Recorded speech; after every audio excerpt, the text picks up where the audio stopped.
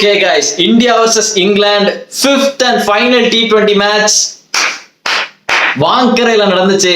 எப்பவுமே இந்த ஆப்போனன்ட்ஸ்லாம் நல்லா தெரிஞ்சு வச்சுக்கோங்கடா. இந்த இந்தியாவோட ஃபைனல் T20, ஃபைனல் ODI அந்த மாதிரினா விளையாடும் போது பொத்திட்டு பேட்டிங் எடுத்துக்கோங்க. புரியுதா? மூடிட்டு பேட்டிங் எடுக்கணும். பட்லர் தேவையில்லாம இந்த ஃபீல்டிங் எடுக்கிறேன் அப்படின்னா எல்லாரும் இந்த ஃபீல்டிங் எடுத்து இந்தியாட்ட அடி வாங்காதீங்கடா. எல்லாம் ஏன்னா எப்பவுமே இந்த இந்தியா வந்துட்டு இண்டிவிஜுவலா அடிக்கணும் அப்படின்னு நினைப்பானுங்க, ரெக்கார்டை கிரியேட் பண்ணணும் அப்படின்னு அலைவானுங்க அந்த லாஸ்ட் மேட்ச்ல தான். அப்பதான் கேர்ஃபுல்லா இருக்கணும். டாஸ் ஜெயிச்சுன்னா பட்லர் நான் ஃபீல்டிங் எடுத்துக்கிறேன், நான் இம்பாக்ட் பிளேயர் எல்லாம் உண்டா சார் அப்படின்னா சூத்த மூடிட்டு ஒரு இடத்துல உட்கார்றா நீ முதல்ல அப்படின்னு உட்கார வச்சுட்டாங்க வாங்கறையில. அதெல்லாம் கிடையாதுங்க, நாங்க பண்ணாதாண்டா உண்டு, புரியுதா? நீ பண்ணலாம் கிடையாது அப்படின்னு உட்கார வச்சுட்டாங்க. என்னமோ ஒண்ணு. இன்னைக்கு ஒரு ஆளை பத்தி நம்ம பேசியே ஆகணும். அபிஷேக் சர்மாவை பத்தி பேசுறதுக்கு முன்னாடி சஞ்சு சாம்சன் ஒருத்தர் இருக்காருப்பா.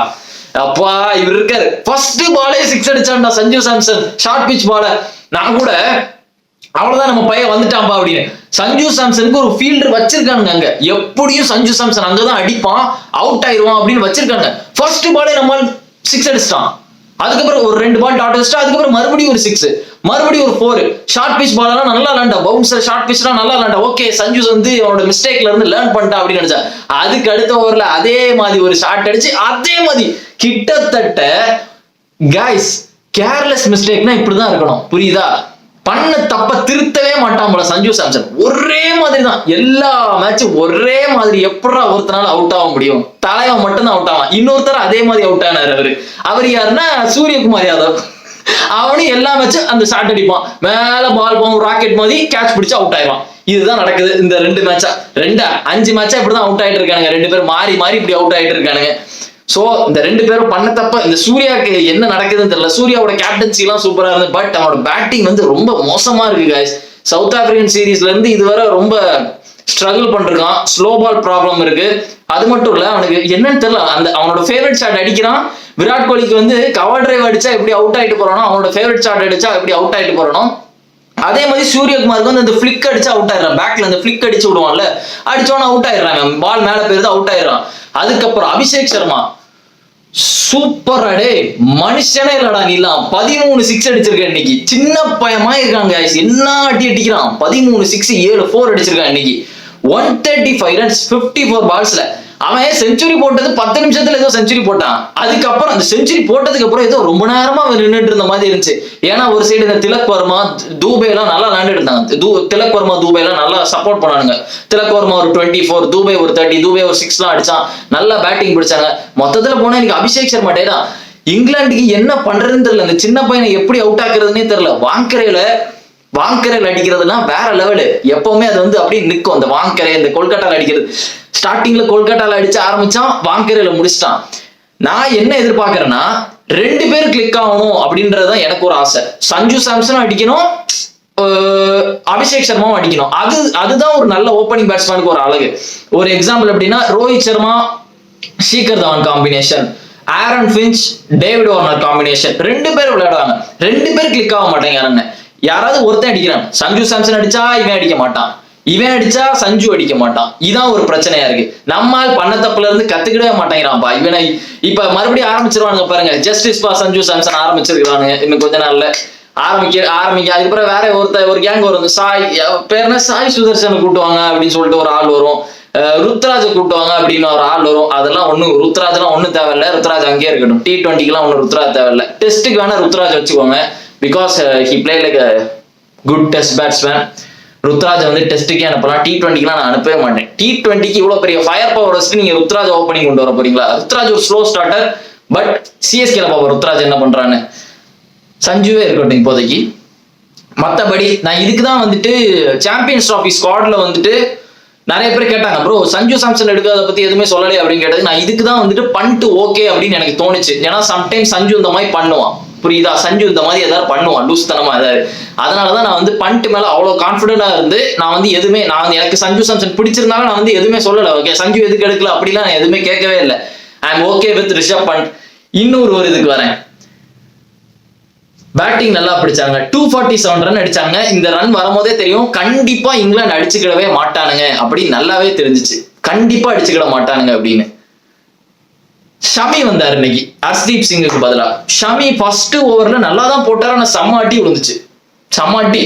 என்ன பண்ண சொல்றீங்க? இவ்வளவு பெரிய டோட்டல்லாம் வந்து பேட்ஸ்மேன் வந்து ஷமியை பார்த்து பயந்துட்டு விளையாடும். வந்தோன்னா அட்டாக் தான் பண்ணுவோம். அவரும் நல்ல ஸ்விங்லாம் பண்ணி பார்த்தான் ஷமியும். இருந்தாலும் ஃபுல் ஷாட்ல வந்து ஒரு 17 ரன் அடிச்சான் ஃபர்ஸ்ட் ஓவர்ல, நொறுக்கிட்டான் ஷமியெல்லாம். ஒருவேளை ஷமி வந்துட்டு ஓடிஐல நல்லா போடல அப்படின்னா எனக்கு தெரிஞ்சு சாம்பியன்ஸ் டிராஃபிக்கு முன்னாடி வாஷிங்டன் சுந்தருக்கு இன்ஜுரின்னு சொல்லிட்டு சிராஜை கொண்டு வர்றதுக்கு நிறைய சான்சஸ் இருக்குது, இல்ல ஹர்ஷித் ராணாவை கொண்டு வர்றதுக்கு நிறைய சான்சஸ் இருக்குது. ஏன்னா நான் ஏற்கனவே சொன்னேன் சாம்பியன்ஸ் டிராஃபில வந்துட்டு ஃபாஸ்ட் பவுலர் கொஞ்சம் கம்மியா இருக்கிற மாதிரி எனக்கு தோணுச்சு. ஹர்ஷ்தீப் இருக்கிறான், குட். ஹர்ஷ்தீப்பும் ஒரு மாதிரி கொஞ்சம் சரியா போட்டமா எனக்கு தெரியல. ஹர்ஷ்தீப் இருக்கான், பும்ரா இன்ஜுரியில இருக்கான், ஷமி இன்ஜுரியில இருந்து வந்திருக்காரு. மீதி ஹர்திக் பாண்டியா இருக்கான், அவனும் ஒழுங்கா போட மாட்டேங்கிறான். ஃபாஸ்ட் பவுலர் இல்லாமலாம் விளையாட முடியாது, உட்காந்து ஸ்பின்னே போட்டு தேய்ச்சிட்டு இருக்க முடியாது. நம்ம துபாயில விளையாட போறோம். ஓகே, ஒருவேளை கிளிக் ஆகல ஓடிஐல தான் மெயினா பார்க்க போறோம். T20 விட்டுருங்க, 4 ஓவர் எல்லாருமே போட்டுடலாம். இன்ஜுரி வச்சுட்டு கூட 4 ஓவர் ஒரு 2 ஓவர் போட்டு மேட்ச் பண்ணிடலாம். இந்த 3 ஓடி ரொம்ப முக்கியமா இருக்க போகுது. இந்த T20 அப்படியே மறந்துருங்க. இந்த 3 ஓடியில தான் எல்லாருமே எப்படி விளையாட போறாங்கன்னு பார்க்க போறோம். ரோஹித் சர்மா, விராட் கோலி, ஷமி எல்லாருமே எப்படி விளையாட போறாங்கன்னு பார்க்க போறோம். பும்ரா 100% எனக்கு நம்பிக்கை இருக்கு. பும்ரா எப்படி நல்லா போட்டுரும் அப்படின்னு. பும்ரா வரவே தேவையில்ல, அவன் ஓடியிலையும் கிடையாது, டைரக்டா சாம்பியன்ஸ் ட்ராஃபி தான் வரான். Because he deserves the rest guys. அதை தவிர்த்து எனக்கு தெரிஞ்சு ஒருவேளை ஷமிக்கு கிளிக் ஆகல அப்படின்னா டக்குன்னு வாஷிங்டன் சுந்தருக்கு இன்ஜுரி அப்படின்னு சொல்லிட்டு, ஏன்னா அவனை தான் இழிச்சவாய மாதிரி டீம்ல வச்சிருக்காங்க. என்னதான் அவன் நல்லா விளையாண்டாலும் வாஷிங்டன் சுந்தர் வந்துட்டு அவ்வளவு பெருசாவே எடுக்க மாட்டேங்கிறாங்க. ஏன்னா எல்லாருமே ஓவர் டேக் பண்ணிடுறாங்க. சொல்ல போனா அவன் சுத்தி இருக்கிறவங்க எல்லாரும் அவனோட கொஞ்சம் பயங்கரமா விளையாடுற ஆளா இருக்காங்க, 1 dimensional இருக்காங்க, ரொம்ப பவர்ஃபுல்லா இருக்காங்க. பேட்டிங்கா இருந்தாலும் ஒரு கிளிக் ஆக மாட்டாங்க, பர்ஃபெக்டான ஒரு ஆல்ரவுண்டரா. அது கொஞ்சம் பாவமா தான் இருக்கு வாஷிங்டனை பார்த்தா. ஒருவேளை கிளிக் ஆகல அப்படின்னா இன்ஜுரின்னு சொல்லிட்டு அவனுக்கு, நம்ம இந்தியன்ஸை பத்தி தெரியாது, எத்தனை வாட்டி இந்தியன்ஸ் இந்த மாதிரிலாம் பண்ணியிருக்கோம். அவனுக்கு இன்ஜுரி, அதனால நாங்க சிராஜை போடுறோம், இல்ல ஹர்ஷித் ராணாவை போடுறோம். மேக்ஸிமம் ஹர்ஷித் ராணாவுக்கு போனாலும் போவானுங்க இவனுங்க, சொல்ல முடியாது. இப்போதைக்கு ஹர்ஷித் ராணா தானே இந்த ஷைன் ஆயிட்டு இருக்கான். ஸோ அவனுக்கு போவாங்க. என்ன கேட்டனா சுத்தம் மூடிட்டு சிராஜை போடுங்கடா, அவனை போட்டு விடுங்கடா, அவன் நல்லா தான்டா போடுவான். நான் அப்பவே சொன்னேன், எதுக்கு சிராஜை வெளியே தூக்கி வச்சிங்க, சாம்பியன்ஸ் டிராஃபி முடிஞ்சதுக்கு அப்புறம் அவனுக்கு ஒரு ரிட்டையர்மெண்ட் கொடுத்து அனுப்ப வேண்டியதானடா அப்படின்னு. எங்கடா கேட்கிறானுங்க அவனுங்க.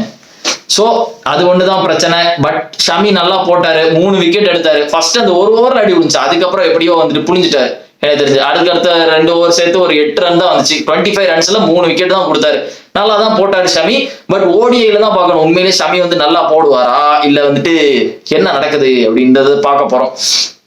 மற்றபடி எல்லாரும் ஓவர்லையும் கொஞ்சம் அடி இருந்தது. வருண் சக்கரவர்த்தி, நான் சொன்ன மாதிரியே வருண் சக்கரவர்த்திக்கு தான் மேன் ஆஃப் த சீரிஸ் கொடுத்தானுங்க. நான் சொன்னா அவனுக்கு தான் கொடுப்பானுங்க அப்படின்னு. இன்னைக்கும் அதே மாதிரிதான். அவன் வந்தோடனே விக்கெட், வந்தோடனே பட்லரை தூக்கினான், அவன் வந்தோடனே லிவிங்ஸ்டனை தூக்கினான். வருண் சக்கரவர்த்தி வந்தாலே விக்கெட் இருக்கு, அவன் தான் மேன் ஆஃப் த சீரிஸ்ன்னு அவனுக்கு தான் கொடுத்தாங்க, அவனுக்கு தான் கொடுக்கணும். வேற யாருக்கு கொடுக்க முடியும்? யாருக்குமே கொடுக்க முடியாது. மேபி அபிஷேக் சர்மா கொடுக்கலாம், பட் லாஜிக் படி பார்த்தோன்னா வருண் சக்கரவர்த்தி தான் கொடுக்கணும். என்னமா போடுறான், அவன் வந்தாலே விக்கெட் எடுத்துடுறான். அது மட்டும் இல்ல, அபிஷேக் சர்மாவும் 2 விக்கெட் எடுத்தான், 135 ரன் அடிச்சுட்டு 2 விக்கெட் எடுத்திருக்கான். டூவே ஒரு 2 விக்கெட் எடுத்தான், அதுவும் சூப்பரா இருந்து. இங்கிலாந்துல வந்துட்டு சேஸ்ன்ற கார்ஸ் மட்டும் தான் நல்லா போட்டான். 3 மெயின் விக்கெட் அவன் தான் எடுத்தான். திலக் வர்மா, சூரியகுமார், டூபே 3 மெயின் விக்கெட்டா அவன் தான் எடுத்தான். சோ கார்ஸ் அவங்களுக்கு நல்லா போட்டான். மத்தபடி எல்லார் பாலையும் அடிச்சிட்டானுங்க கேஸ். ஆடல் ரஷீத்னா என்னமா போட்டுட்டு இருந்தான், ஸ்பின் போட்டு புளிஞ்சு எடுத்துட்டு இருந்தான். எப்ப டூபேன்னு ஒருத்தன் கால் எடுத்து வச்சானோ அன்னைக்கு அடி வாங்கினான்ப்பா ரஷீத் எல்லாம். ஏன்னா டூபே அந்த ஹென்ரிக் கிளாசன் அவனுக்கு எல்லாம் ஸ்பின் போட்டாலே வெறி பிடிச்ச மாதிரி நிற்பானுங்க, அடிக்க போறேன் அப்படின்ற மாதிரி.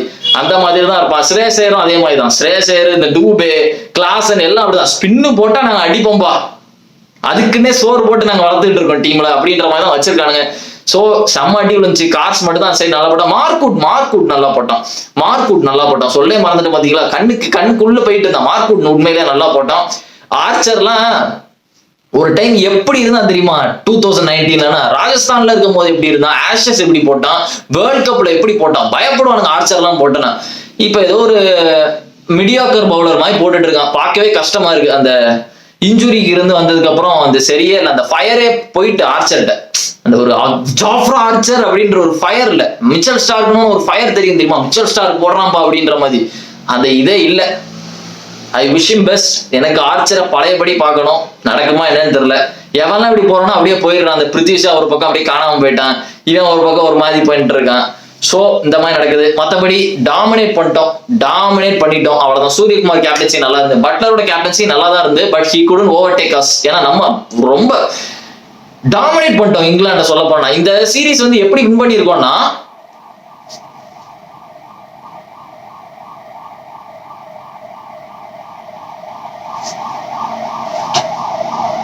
இந்த சீரிஸ் வந்து எப்படி வின் பண்ணிருக்கோம்னா கிட்டத்தட்ட 2023ல இதே மாதிரி ஆஸ்திரேலியாவோட ஒரு T20 சீரிஸ் இருந்துச்சு, 5 மேட்ச் சீரிஸ் இருந்துச்சு.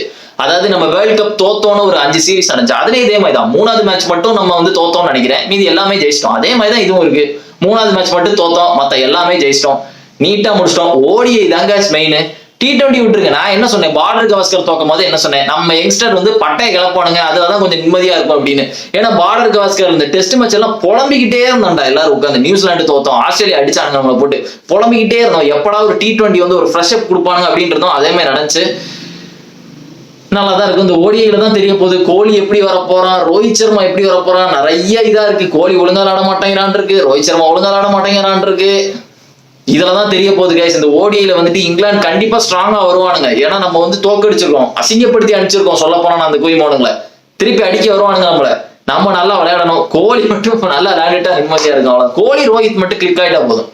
ரோஹித் எனக்கு தெரிஞ்சு நல்லா விளையாடுவான். ரோஹித்துக்கு வந்து ஒயிட் பால் பிரச்சனை இல்லை, அவனுக்கு ரெட் பால் தான் பிரச்சனை. கோலிக்கு வந்துட்டு out side the of stump பிரச்சனை, ரோஹித்துக்கு ரெட் பால் மட்டும்தான் பிரச்சனை. சோ ஒத்துக்கிறேன்டா, எனக்கு தெரியாதுடா ரோஹித் சர்மா வெஜிடேரியன்.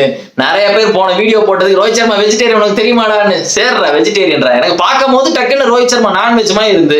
நான் போன வீடியோல என்ன சொன்னேன், எனக்கு வெஜ்ஜா நான்வெஜ்ஜா தெரியல, எனக்கு பார்க்கும் போது அவன் நான்வெஜ் மாதிரி இருக்குன்னு. அதுக்கு உடனே ரோஹித் சர்மா பத்தி தெரியுமாடா, அவன் வெஜ்ஜா அப்படின்னு. சேர்றா வெஜ்ஜா இருந்துட்டு போகுது, இருந்து தொலையட்டும். இப்ப என்ன, அது மட்டும் இல்ல, நிறைய பேருக்கு வந்துட்டு இந்த லைட் ரிஃப்ளெக்ட் ஆகுது அப்படின்னு சொல்லிட்டு இருந்தீங்க இந்த சன் கிளாஸ்ல. புரியுது, அதுக்கு நான் வந்து ஏதாவது ஒரு வழி பண்றேன். இந்த வீடியோலயும் அப்படிதான் இருக்கா அப்படின்னு சொல்லுங்க. எனக்கு தெரியுது உங்களுக்கு ரிஃப்ளெக்ட் ஆகுதுன்னு. எனக்கு பார்க்கும்போது அவ்வளவு பெரிய ப்ராப்ளமா இல்லை. பட் சில பேர் வந்து கமெண்ட் செக்ஷன்ல போடுறாங்க, ப்ரோ அந்த ரிங் லைட் வந்து ரிஃப்ளெக்ட் ஆகிட்டே இருக்கு உங்களோட சன் கிளாஸ்ல அப்படின்னு. நான் வேணா அதுக்கு ஏதாவது வழி பண்றேன். தெரிஞ்சிச்சுன்னா சொல்லுங்க, ஓப்பனாவே சொல்லுங்க. எனக்கு வந்து டிஸ்டர்பன்ஸா இருக்கு, ஓகேன்னா ஓகேன்னு சொல்லுங்க. நான் வந்து மாத்த ட்ரை பண்றேன். நெக்ஸ்ட் வீடியோல நான் அதான் பார்த்துட்டு இருக்கேன். வேற எக்ஸ்ட்ரா ஒரு ட்ரைபாட் வாங்கிடலாமான்னு பாக்குறேன். ரிங் லைட்டை பேக்ல வச்சுட்டு முன்னாடி போன் கேமரா வச்சுட்டு எடுக்கலாம் அப்படின்னு தான் பார்த்துட்டு இருக்கேன். So good guys. Man of the match வந்து Abhishek Sharma, man of the series Varun Chakravarthy. எல்லாருமே நல்லா பண்ணாங்க. சூரியகுமார் மட்டும் கொஞ்சம் சொதப்பிட்டு இருக்கான். He has to learn from AB de Villiers I think. Okay, so புரியுதா ஏபி டிவிலியர்ஸ்னா யாரு அப்படின்னு? லாக்டவுன் கிட்ஸ்களா தெரிஞ்சுக்கோங்க. மிஸ்டர் 360 டிகிரினா அது டிவிலியர்ஸ் தான். எல்லாமே விளையாட முடியும் தலைவனால. சூரியகுமார் வெயிட்டு தான்ப்பா சொல்றேன். எங்கால இவ்வளோ ஏபிடியில் சொல்லி இவ்வளோ மோசமான திடீர்லாம் சீரீஸ்லாம் விளையாண்டது இல்லை.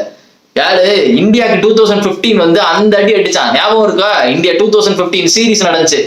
பிரைம் சவுத் ஆப்பிரிக்கா பயமுறுத்தினானுங்க வாங்கரையில வச்சு. இதே வாங்கரை தான் அந்த அடி அடிச்சான். ABD Villiers, de Kock, Faf du Plessis. என்ன பண்ணேனே தெரியல. ஸ்கோர் 400 தாண்டி போயிட்டு இருக்கு.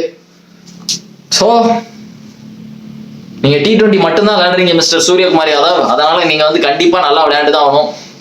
ஆஸ் அ கேப்டனா சூப்பரா பண்ணிட்டு இருக்கான். பட் ஒரே ஷாட்டுக்கு அவுட் ஆகும் போது கைஸ் எப்பவுமே வெறுப்பா இருக்கும். இதே தான் எனக்கு சஞ்சு சாம்சன் பண்ணும் போது எரிச்சலா இருக்கும். நான் ஏற்கனவே என்ன சொன்னேன், when Sanju Samson place well, Sanju Samson விளையாடும் போது வேர்ல்டுல பெஸ்ட் பேட்ஸ்மேன் மாதிரி விளையாடுவான். அதே அவுட் ஆகும் போது வேர்ல்டுல ஒஸ்ட் பேட்ஸ்மேன் மாதிரி அவுட் ஆகும். அதுதான் எனக்கு இந்த சஞ்சு சாம்சன் பிடிக்கவே பிடிக்காது. அவன் ஆடும்போது அது வேர்ல்டுல பெரிய பேட்ஸ்மேன் மாதிரி ஆடுவான். அவ்வளவு நல்லா இருக்கும். அவன் ஷார்ட்ஸ் எல்லாம் பார்க்க அக்ரெசிவா இருக்கும், டம்முடிமன் இருக்கும். அதே இது அவுட் ஆனா எப்பவுமே சில்லி மிஸ்டேக்கால தான் அவுட் ஆகும். பவுலர் நல்லா போட்டு எடுத்தா அப்படிலாம் கிடையாது. எப்பவுமே சில்லி மிஸ்டேக்ல அவுட் ஆகும். சவுத் ஆப்பிரிக்கால 2 வாட்டி ஆன்சன் எடுப்பான், அது சூப்பரான பால் ஒத்துக்கிறேன். டக் அவுட் ஆகும் சவுத் ஆப்பிரிக்கால 2 செஞ்சுரி போட 2 டக் அவுட் ஆகும். அது வந்துட்டு சூப்பரான பால் யான்சன் போட்டது. சில சமயம் அவுட் ஆகும் பாருங்களேன், எப்பா என்னடா. அதாவது அப்படிங்க. சோ உங்களுக்கு புரியும்னு நினைக்கிறேன் எப்படி சஞ்சு சாம்சன் அவுட் ஆறாங்க. அதே மாதிரிதான் இப்ப சூரியகுமார் மாட்டிக்கிட்டான் இதுல. அவனோட ஃபேவரட் ஷாட்டே இருக்கிறதுலே ஒஸ்ட்னா தன்னோட ஃபேவரட் ஷாட்டே நமக்கு வினையா வர்றது. அப்படிதான் விராட் கோலிக்கு பிடிச்ச ஷாட்டே அவனுக்கு வினையா வர்றது தான் ஒஸ்ட் இருக்கிறதுல. அதுதான் இப்ப சூரியகுமார் நடந்துட்டு இருக்கு. சோ பாப்பாங்க எப்படி வரானுங்க அப்படின்னு. T20 ஒதுக்கி வச்சிரும். கம்பீர் ஹாப்பி, கம்பீர் சிரிச்சுக்கிட்டே இருக்காரு. ஜாலியா இருந்துட்டு போட்டோம், அவரும் என்ஜாய் பண்ணட்டும். என்னதான் கம்பீரை குறை சொன்னாலும் ஒருத்தர் டீமை வச்சுட்டு ஜெயிச்சிருக்காரு, அதனால நிம்மதியா இருக்கட்டும். எனக்கு டீம் ஜெயிச்சதுனால எனக்கு நிம்மதியா இருக்கு. இப்போ ஓடிஐ வரப்போகுது, அதுல என்ன பண்ண போறானுங்க அப்படின்றதுதான் ரொம்ப இன்டென்ஸா இருக்க போகுது. பார்ப்போம். அதுல முக்கியமா நம்ம பவுலர்ஸ் எப்படி பெர்ஃபார்ம் பண்றாங்க அப்படின்றத பார்ப்போம் கைஸ். ஓகே, சோ அதுக்கு முன்னாடி மறக்காம இதுக்கு போட்டுருங்க. உங்களுக்கு வந்து இந்த ரிஃப்ளெக்ட் ஆகிறது வந்து டிஸ்டர்பன்ஸா இருக்கு அப்படின்னா சொல்லுங்க. நான் வேணா வேற ஏதாவது வழி பாக்குறேன், வேற ஏதாவது ட்ரைபாட வச்சு எடுக்க முடியுமா அப்படின்னு பாக்குறேன். ஓகே, சோ வீடியோக்கு லைக் போடுங்க, சேனல் சப்ஸ்கிரைப் பண்ணுங்க, and see another video and remember it, always be on top. Cheers.